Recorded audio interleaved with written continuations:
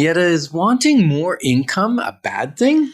Well, if you're overspending, more is not going to help. You mean I might just spend more? Well, isn't that typically what we see? Okay. Right? The person that's good with a little does wise decision-making with a little bit, usually does the same with a lot. Mm-hmm. Moving forward with the Decker team.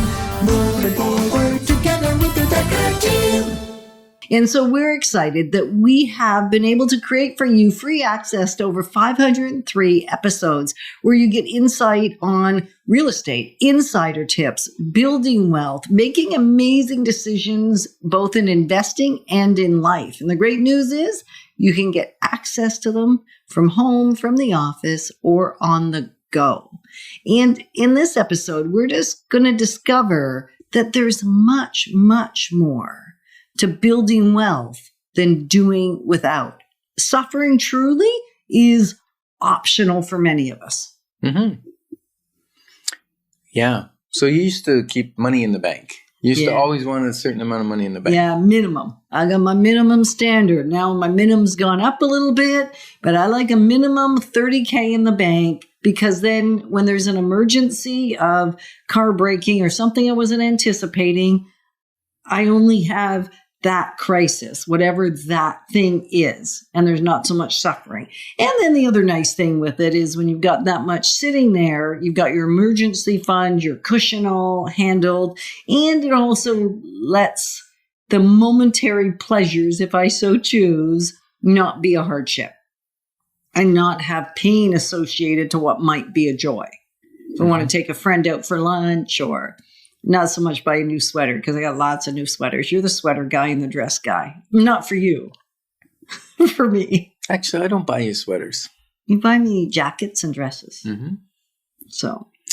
Yeah. And so how do we increase our earning potential? Because that's one of the second way that the wealthy build wealth is increase the amount of income they get. Yeah. And a wise person once told me, he said, what I want you to do is learn on your time and earn on my time. So I don't want to have to pay you to learn something. I want you to learn and then come and bring value to me. And then you're more valuable. There's nothing like becoming so valuable that when you ask for a raise, they want to give you a raise. Because they don't want to lose you. They don't want you to leave. And you know what? Sometimes I have found those that have learned on their own time without prodding, without pushing. They just see where there's a hole or where there's a need. They go to do it. They don't even have to ask for a raise. It voluntarily is given. I've done that many times. I see the effort. I see the energy they put in and what value they're bringing to the table that they didn't bring when they first started. Right. And so you want they might to get a promotion. Well, promotions, raises, because maybe it's not changing the position. Maybe it's just changing the value in the position. Yeah. Could be both, right? Yeah. And then, I had a conversation with a lady a couple of months ago who listened to our show, and she called in to talk about her position in the government. And she was overqualified for her position, and she had spent too much time there without asking or looking for a different role, a different position, a different elevation and pay raise. So it was getting her kind of stuck because now she was overqualified for almost everything in the next levels, and she hadn't been asking. So she was at an entry level income and could have been significantly higher.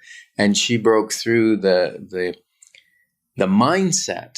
We talked about it, what was her mindset? And it was around how could she earn more than her parents earned? And why was she worthy to do that? And I explained that her parents would actually want her to do that.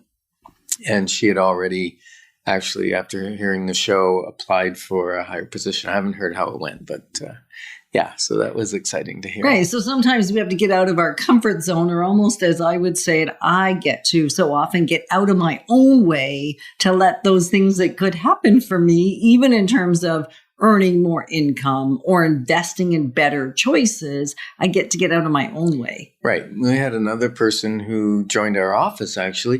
Mm-hmm. He was a bus driver, full-time bus driver, and basically loved real estate, got into real estate, and he made a significant amount of money extra for his family until he retired from the bus, and then he continued to sell.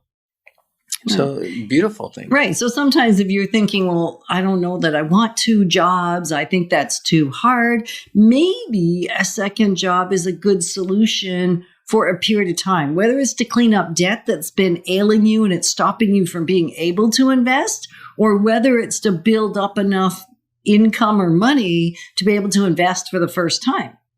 Right. So a short-term cost to get a long-term gain is something the wealthy with a wealthy mindset do frequently. Right. And maybe it's change careers. You know, we had another agent I'm thinking of who was a high school teacher and decided that she loved real estate, got into real estate. And after a couple of years of part-time real estate, found that I'm making more money here part-time than I am full-time in teaching school.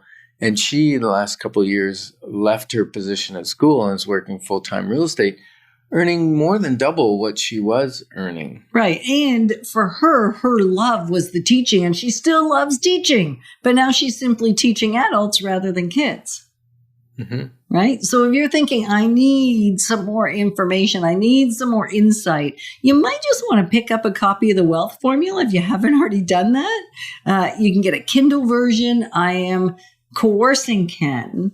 Yeah, I'm actually going to do that into creating an Audible version, because I think for many of us, we like to listen and it's a story. One of our associates that we work with in the speaking realm, he just bought the book few days ago, and he said, it reads like a best-selling novel. It's not a financial book, and yet the financial principles are falling into place. So it's not dreary. If you haven't read it yet, it's quite a fun book to read. Well, and that's kind of wraps around the learning, right? Buy some books. You don't necessarily have to go back to school, but maybe you want to.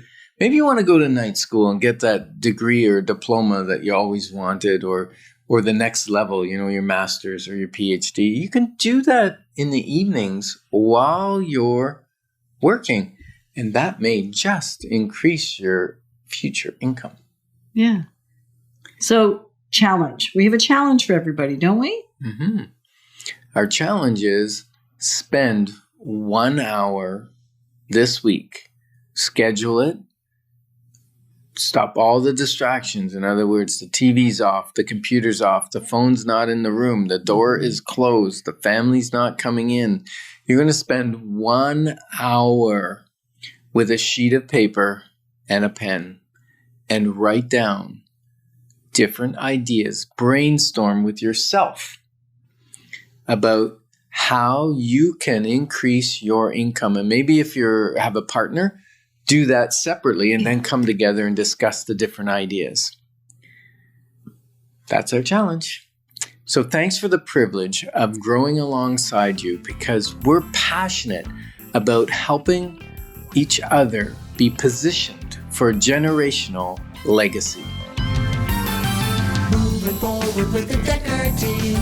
Moving forward together with the Decker team.